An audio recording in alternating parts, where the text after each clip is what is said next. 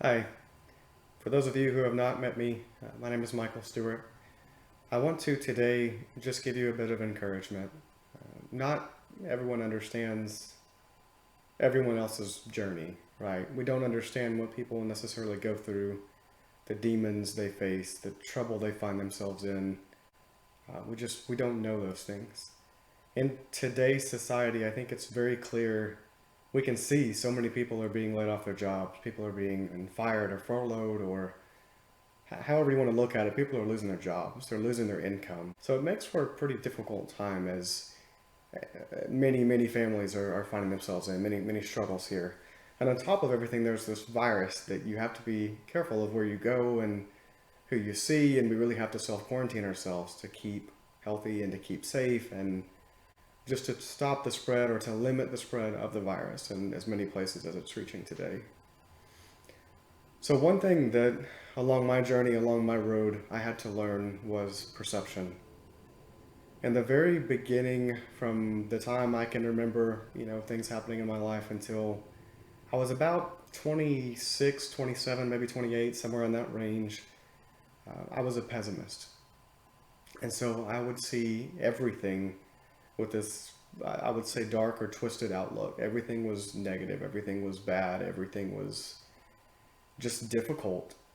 I got to a point where I would look at everything and think the very worst possible outcome. If that didn't happen, I was okay because it wasn't as bad as I expected. And if it happened the way I suspected it will, if it happened the way in my mind that I thought, that I at least was prepared, I was planned for it, right? Well, let's just say life had a way of taking that one away from me, and some things that I would never have imagined would happen to me happened to me. And it was extremely difficult to understand. And it took a long time for me to get back on my feet. It took a long time for me to heal and to process the grief and to overcome all the things that I went through, honestly.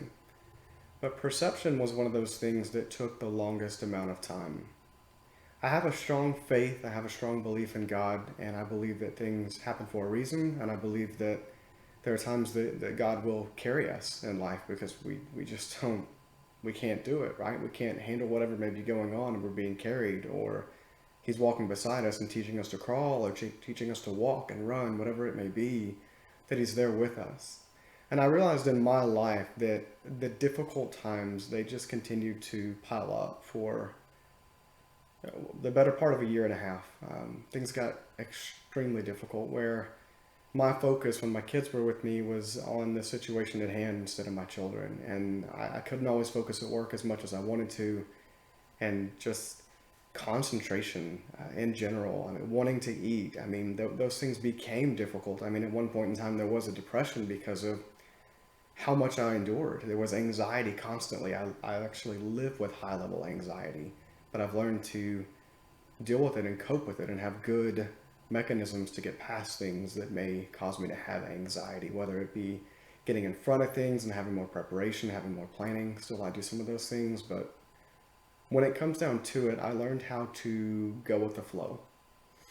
That set of words used to make me disgusted. It made me cringe. It made me just feel gross. It was just wrong to me. How could you ever just go with the flow? How can you do that? I mean, to me, with my anxiety, it made me anxious just hearing those words. And I took one day with all the stressors, everything that was going on, the way I was feeling, and I stopped and I honestly prayed. I won't tell you verbatim, but I basically handed everything over to God. And knowing I can't take this on alone, knowing that it was taking all my capacity, I couldn't give to God, I couldn't do for others, I couldn't be as available as I wanted to be for my kids. I couldn't focus on my job. I couldn't concentrate. It was hard. And I got to a point where I balanced all this and I said, I can't do this anymore. I can't do it the way I'm doing it. It's not that I don't love anyone involved in the situation. It's not that I don't respect or that I don't want anything to be able to be made right. It's that I've given all I have to give, that there's no change coming from the other side of the situation, and that I continue to give and get hurt. So I'm giving this to him because I know that I've given all that I can when I probably shouldn't have been doing of my own will and my own desire in the first place. and I gave it to him. I handed it to him. I had to do that for about 2 weeks and until I finally just let it go. I stopped bringing it back to him in prayer and I just let it go. And when I did, I was able to financially pay off a vehicle. I took a vacation for the first time in years for myself, and I took a buddy of mine with me. We had a good time. It was a good trip. And I came back and I wrote some articles for the church that were put in the bulletin, and I wrote some things for LinkedIn, and I really started to get more involved. And, a few months later, I lost my job. And that to me was the first test. How am I going to act when these things happen? And I noticed over that period of 6 months or so from when I gave everything to him to when I lost my job, that things just became so much more positive. Things became so much better, and losing that job, it wasn't a difficult thing to me at the time. I mean, I took it and I knew if that's what was happening, it was his will, and that's what I wanted as it was. So if that's what was happening, I accepted it. It took me 5 months to find a contract that at least temporarily helped me afford the bills for those 5 or 6 months. And it was a good thing, right? It was a blessing. And then at the end of the contract, and in January, obviously I was out of work, and I've been looking since January, so I've had a few months off work, and then the coronavirus hit, and people started getting sick, and businesses shut down, hiring stopped, furloughs happened, people are laid off their jobs, people can't leave, there's no groceries in the store, all these things started happening. I will tell you something.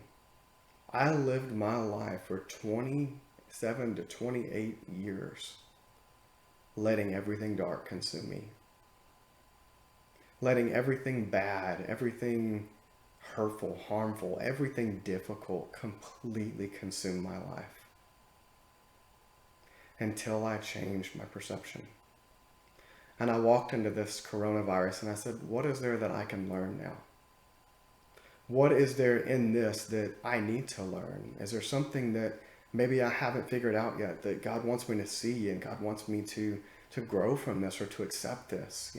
God has something here in store for me to understand. We all have to work. When you really stop and focus on what you're grateful for, and you do that every day, that's how I got to where I am today. I stopped and I looked at everything that I appreciated in my life, everything that God had given me, all the blessings that I had, not the lack of time with my children, but the fact that I had time with my children. Not the lack of money, but that I had a job last year for that contract. And then it saw me through at least some work I had to do in my home and other things, but it helped me through. In that season, it provided its purpose. It's just beautiful what can happen when we really focus and change that perception from looking at everything all around us and all the darkness and the things media is showing us and all of those things, and we really start to focus on good.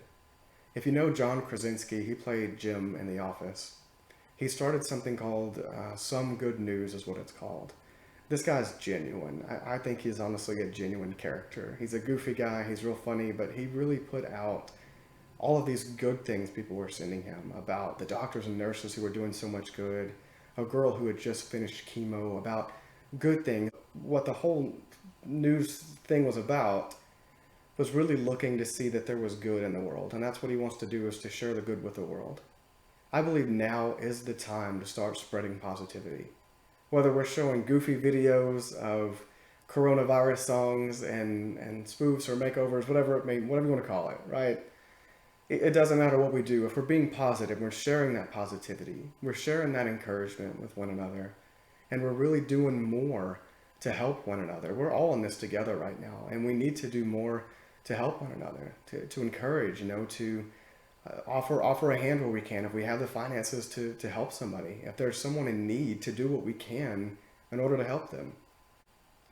Anyway, I just thought I would take a few minutes to express just a little bit of how important it is to have your perspective in check and really start to be more positive in a world that's so full of negativity. And we can see it all around us. And spreading joy, spreading positivity, spreading smiles and laughter and good memories and good times is so important right now. And I pray that you hug your families tight, that you love those around you, do what you can for others, stay safe and stay healthy.